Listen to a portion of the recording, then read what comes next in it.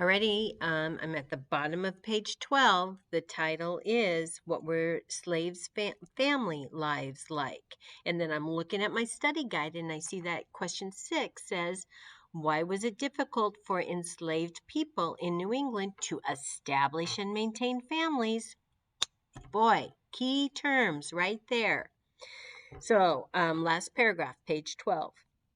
In New England, most slaves lived with their masters in the same house, unlike in the South, where most slaves lived in separate quarters. Slaves in the North had frequent, sometimes constant, interaction with owners and their families. Indeed, some slaves had more interaction with whites than with other slaves. This meant that many slaves in the North were under constant supervision. They had little privacy in their homes. Slave families were often divided among different households. Slave marriages were not recognized by law. This goes with question 6. And when enslaved people did marry, there was no guarantee that they would be permitted to stay together or to live in the same house. One advantage of owning a woman slave, from the owner's perspective, was the prospect of owning any children she might bear.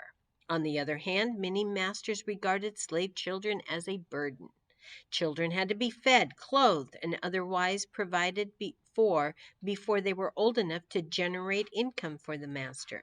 Sometimes masters tried to sell slave children to avoid the expense of raising them. Why would a woman ever want to have a baby then? For those who could afford it, however, this early investment would pay off as children grew and were able to work. Enslaved families struggled, question 6, to establish and maintain families. Some were able to maintain marriages and bring up children despite the difficulties they faced. A slave in Connecticut named Venture Smith, his story was told in our first packet, right? Venture Smith, for example, married one of the women who worked for his employer. Despite being sold repeatedly to other masters, Smith was able to maintain his relationship with his wife and become a father as well. Many enslaved people were not so fortunate. And this piques my interest. And it would, now I want to quit what I'm doing and go find out more about Venture Smith. And that's what the internet, folks, is available for you. Look him up, see if you can find more about his autobiography. How were enslaved people connected to their communities? And now I'm looking at my study guide, and I'm looking at question 7, maybe. By the end of the 17th century, many owners in New England of all faith thought of blank of their slaves as blank. I bet that, and I'm flipping over, I'm looking at page 14, what role did religion play? I bet that's where we're going to find the answer to number 7. However, we're on page 13. Look at the image here. Painting that would have been commissioned, paid for by this white family, and they are including their enslaved person in this image. In contrast to the South, where enslaved people often lived in large plantation communities, most enslaved people in New England found themselves in the households with only 1 or 2 slaves. But they also enjoyed greater freedom of movement than their counterparts in the South. Enslaved people would meet with each other in town while on errands or on market day while shopping for food. They would also gather together on Sundays, their 1 day off per week. In this way, enslaved people began to create a community of their own, and people will always find ways to create a community. When enough enslaved people lived in a city or town, such as Newport, where about 1,200 slaves lived in 1755, they developed a rich communal life. One activity practiced in many towns after about 1750 was the election of a, quote, governor or leader of the black community, usually on the same day in which whites elected public officials.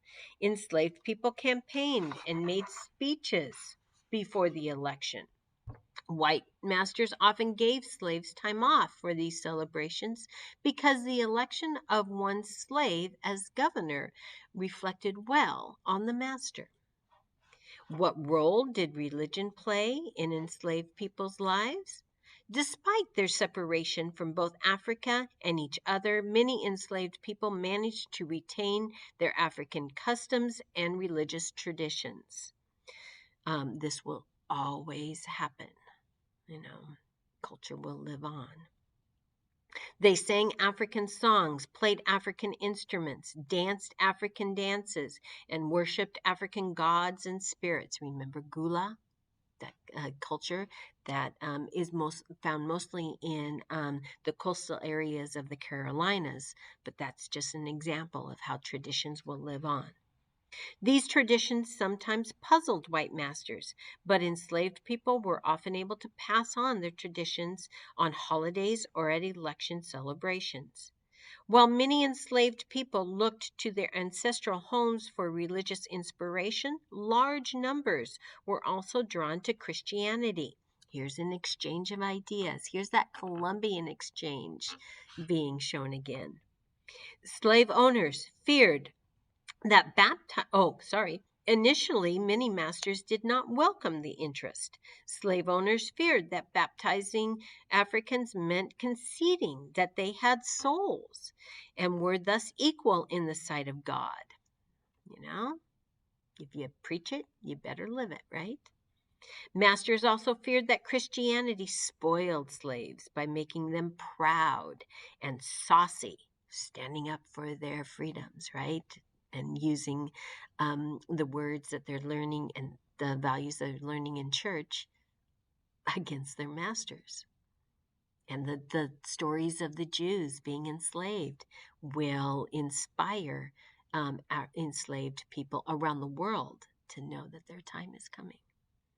By the end of the 17th century, a new organization, the Society for the Propagation of the Gospel, had begun to encourage the religious instruction of slaves.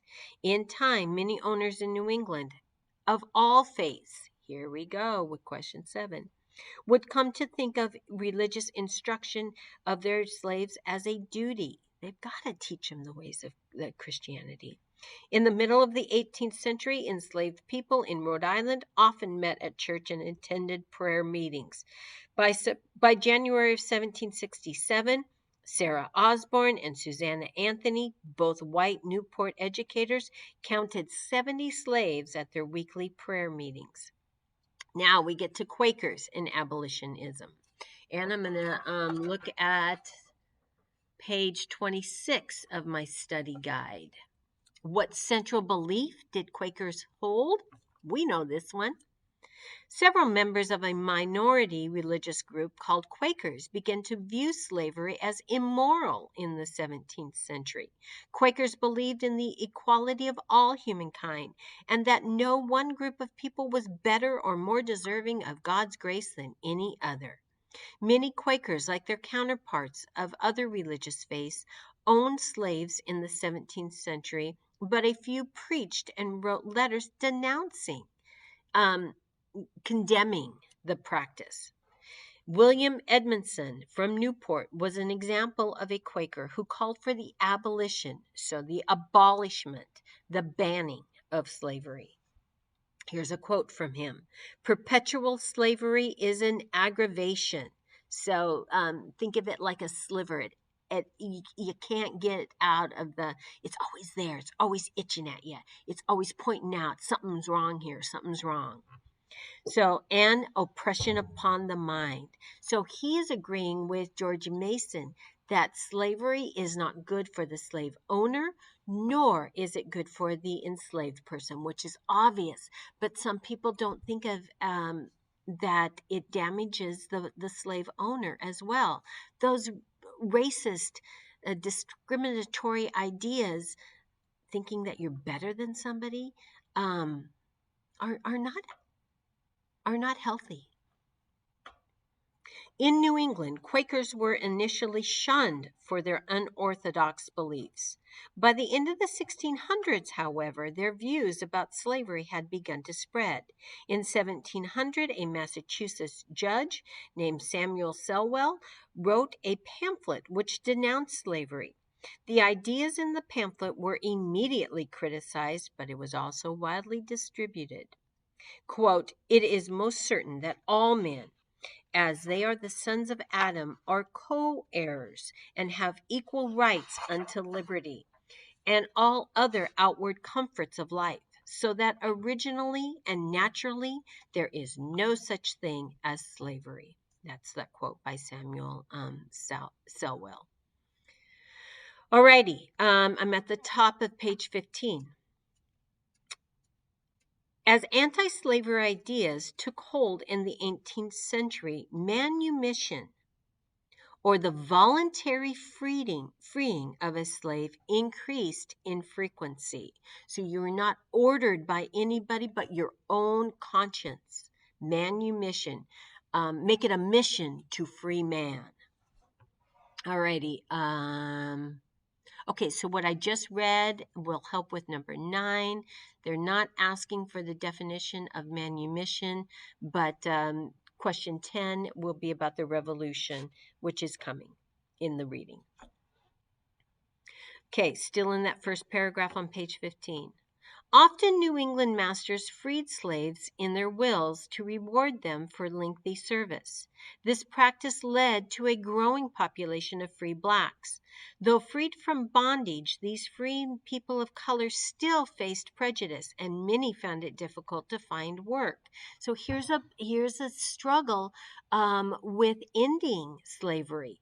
What then will free African Americans do? Where will they find work? Okay, because you still have discrimination. Well, we still have that today too, don't we? We are still fighting against this. This is how incendiary, how burning this problem is, and continues to burn to this day. Second paragraph, page 15. To ensure that free slaves did not become a burden on taxpayers, Massachusetts and Connecticut passed laws requiring masters to post a bond, a sum of money, when they freed their slaves. Give them a means to make a life for themselves. Connecticut even required the master to gain consent from the town officials before freeing a slave.